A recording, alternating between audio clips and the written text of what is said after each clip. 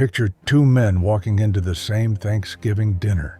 Same house, same last name, same family blood. But something different happens the moment each one walks in. When the first man walks in, the whole room lights up. The kids run to hug him. His wife smiles at him from across the room. That is the man everyone admires. When the second man walks in, the room goes quiet. People are polite, but careful. Nobody runs to him. That man is not admired. He is just tolerated. Same family, same blood, but two very different men. Here's the truth nobody wants to say out loud. The thing that makes one man admired and the other man just tolerated isn't luck, and it isn't money. It's a handful of everyday choices, and our culture keeps telling men those choices don't matter anymore. But let's slow down for a second and look at one simple word: husband. That word comes from two old words put together: house and band. It means the one who holds the house together, not decoration, not an extra, the main support. Today I'm going to show you the 5 things that turn a lost man into a man his family truly admires. 5 simple shifts, that's all it takes. And the 5th one, the very last one, is the one nobody ever thanks a man for. But it's the one his family will remember the longest. So stay with me until the end. Let's start with the first shift. I'm going to call it get deployed, not just employed. Here's the mistake almost every man makes. He lands a stable job, a decent paycheck, and he stops. He tells himself the hard part is over. But a job was never the finish line. A job is just what someone else pays you to do. Work is different. Work is what you were actually born to do. And here's the part that matters. A job can be taken from you. It can disappear in one meeting, one bad quarter, one phone call from HR. But nobody can fire you from what you were built for. Truth is, our culture trains people to be employed by someone else. It doesn't train people to deploy themselves. And a man who finally does, who takes the thing he's actually good at and puts it to work in the world, becomes something close to unfireable, not because he's untouchable, because he stopped depending on one company's permission to matter. Think about a soldier for a second, fully trained, fully equipped, uniform pressed, boots ready, but he never gets sent anywhere. He just sits in the barracks year after year, waiting for an order that never comes. That's not a soldier failing. That's a soldier who was never deployed. That's a lot of men right now.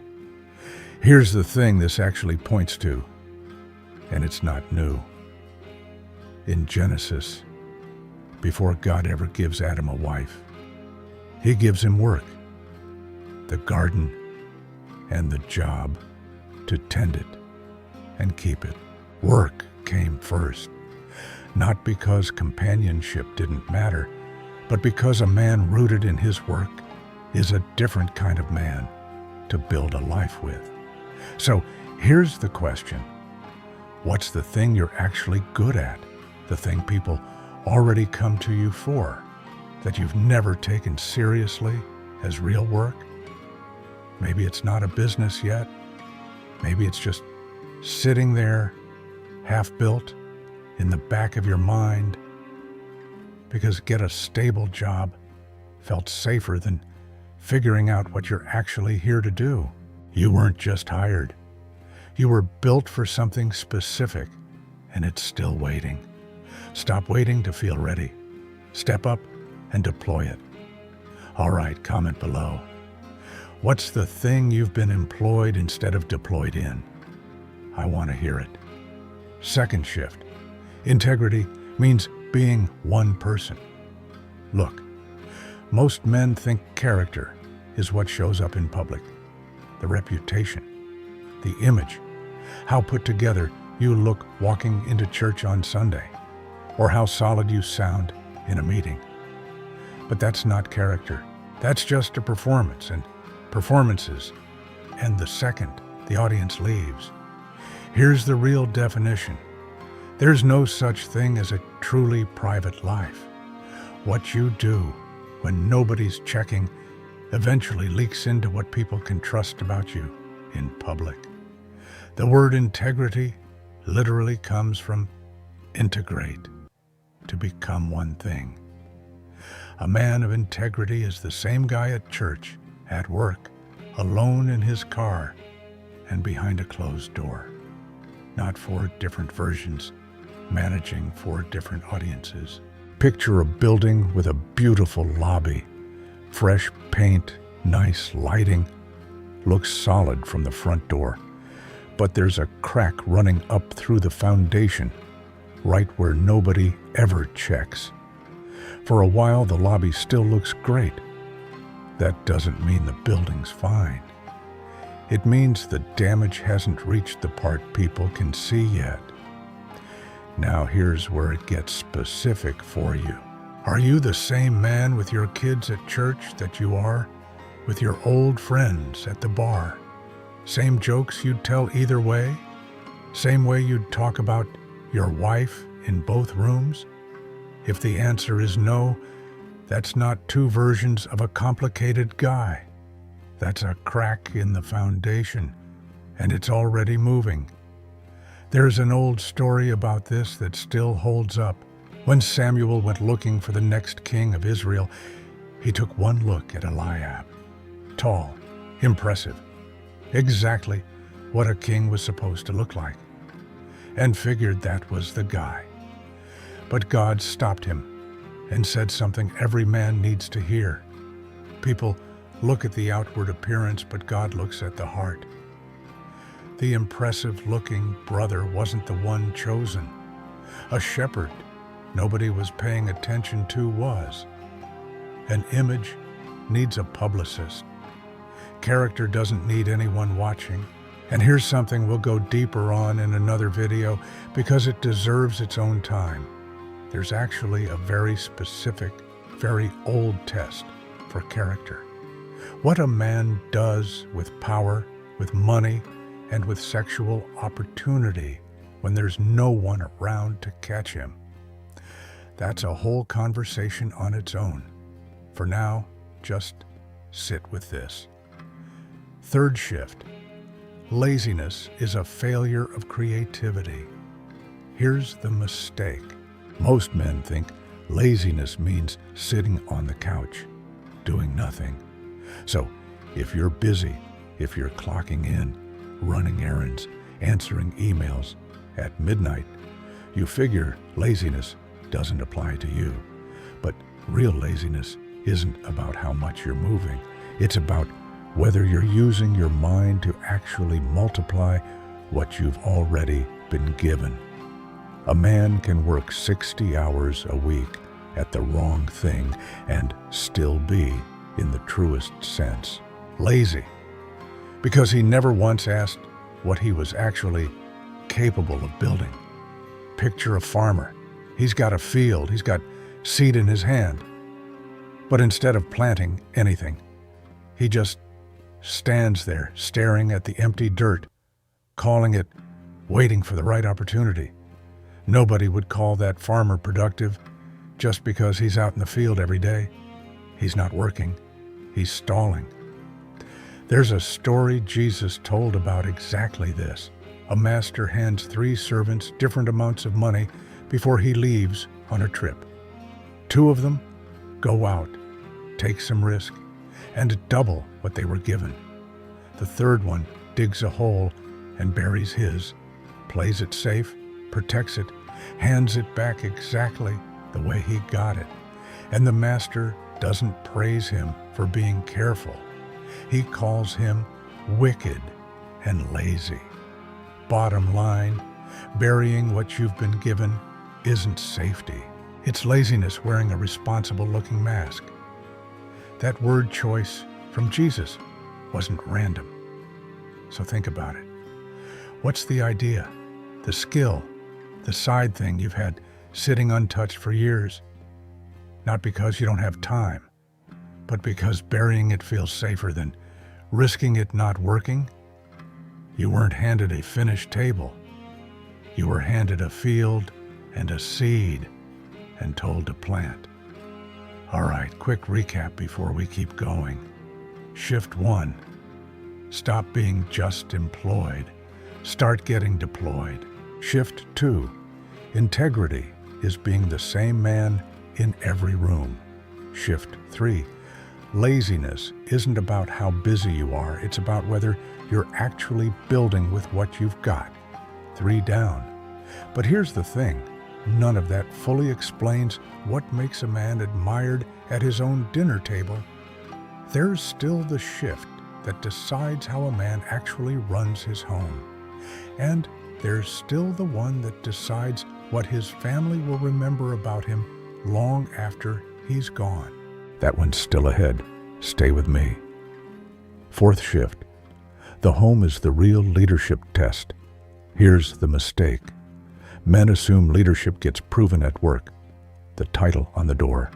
The team that reports to them. How sharp they sound running a meeting. But here's the truth.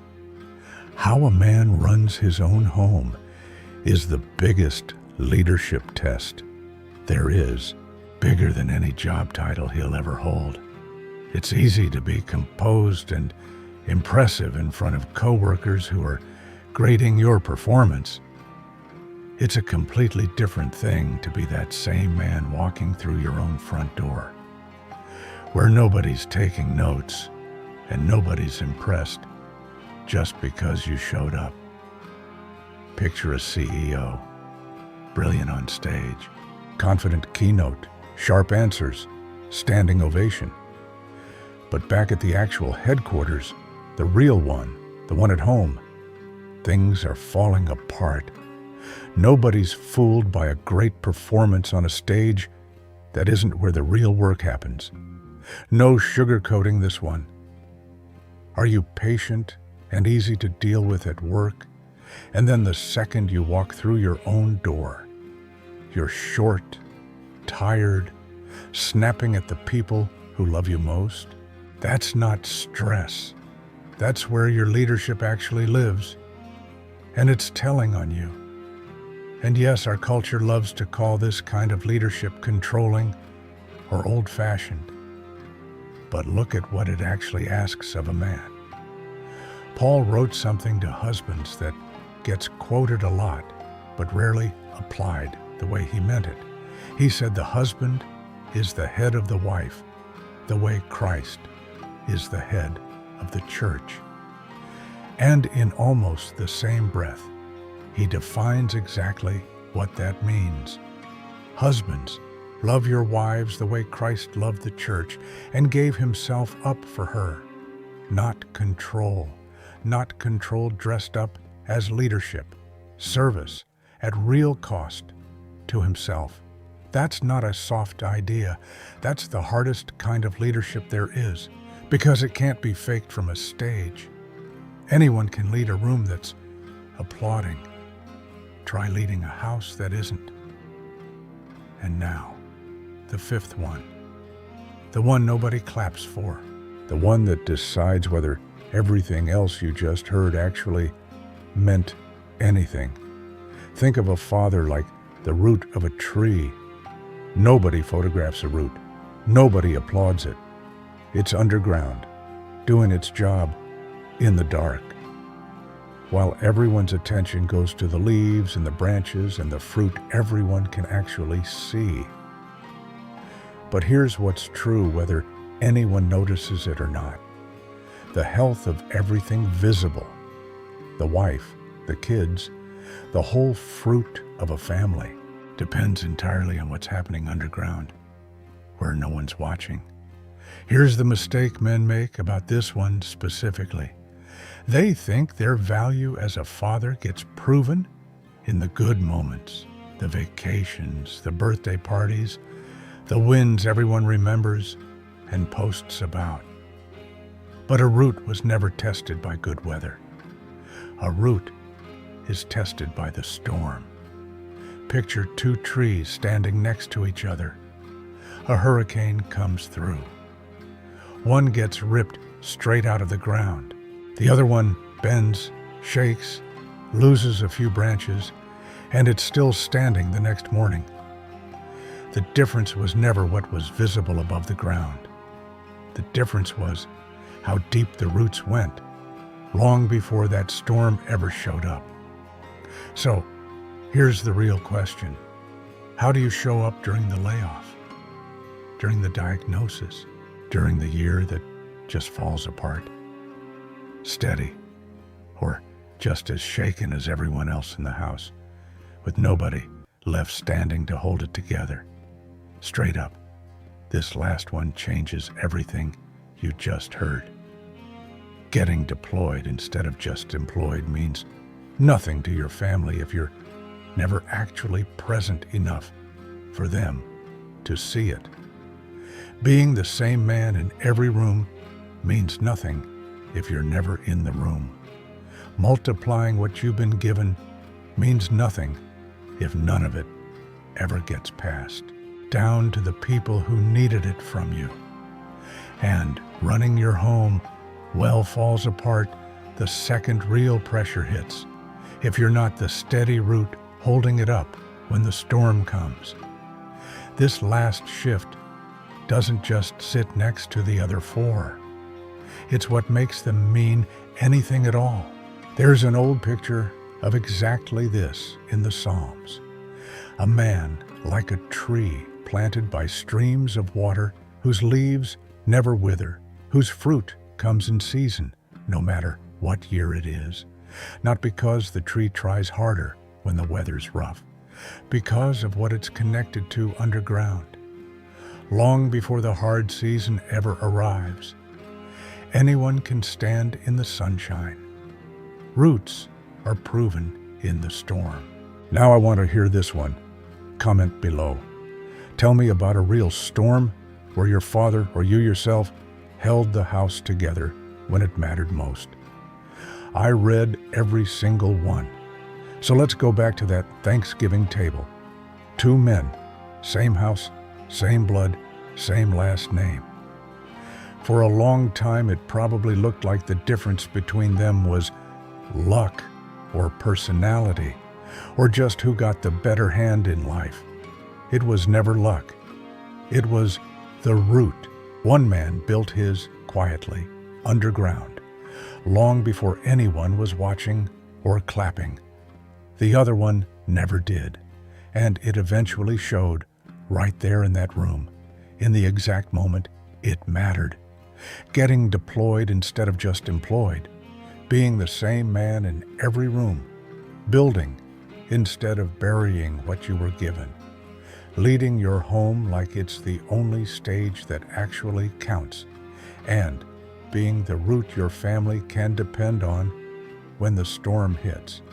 That's it.